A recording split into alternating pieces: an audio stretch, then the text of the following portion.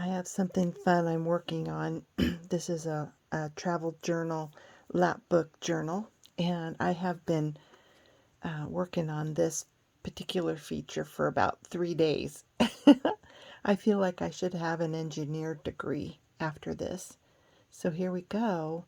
These are old vintage postcards.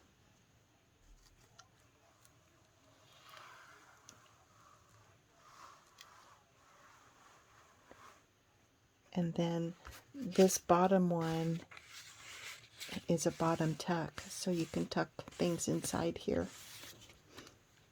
And then this just moves back and they all go back into place. So that's that.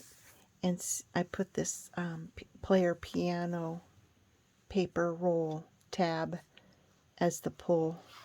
And then there's player piano paper that you can journal on.